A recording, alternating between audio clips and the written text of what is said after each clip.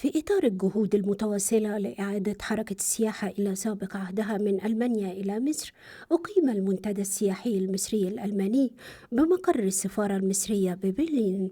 شارك بالحضور عدد كبير من وكلاء السياحة والسفر ورؤساء الشركات السياحية الألمانية. Weiß, dass es eben ein hochspannendes Land ist mit sehr vielen Attraktionen und eigentlich immer auch aus jeder Krise wieder erstarkt hervorging. Also Ägypten, glaube ich, hat sehr viel Übung mit Krisenbewältigung und denke ich, kann das auch wieder schaffen, auch wieder Anschluss zu finden an eine ganz normale positive Entwicklung.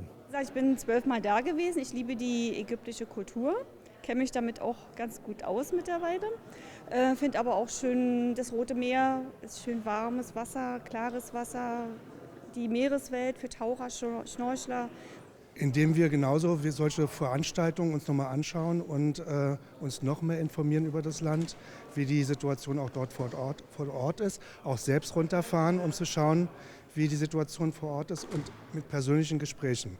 وشدد السفير المصري بدر عبد العاطي في كلمته التي ألقاها في المنتدى على الأمن والاستقرار الذي تتمتع به مصر وإجراءات التأمين العالية التي اتخذتها الحكومة المصرية لتأمين المقاصد السياحية والمطارات، منوها بزيارات الوفود الألمانية الأمنية إلى مصر والتي عادت بتقييم إيجابي حول الأوضاع الأمنية في مصر.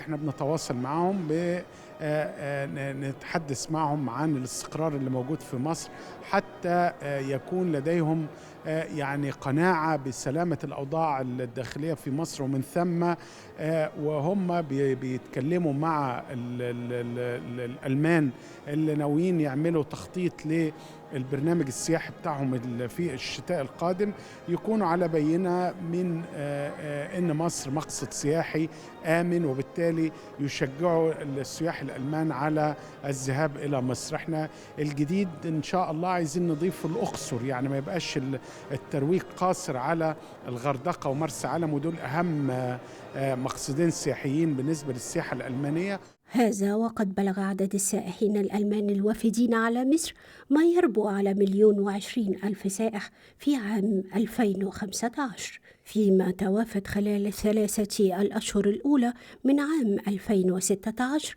توافد على مصر حوالي 168,000 سائح ألماني.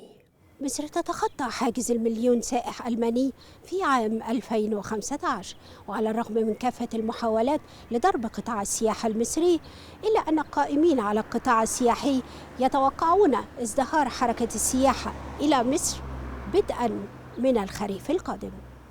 من أمام السفارة المصرية، إيمان البكري، التلفزيون المصري، برلين.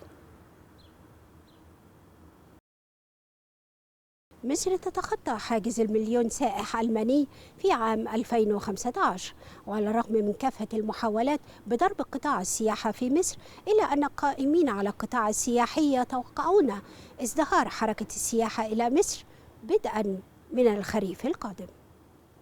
من أمام السفارة المصرية، النيل الأخبار، برلين.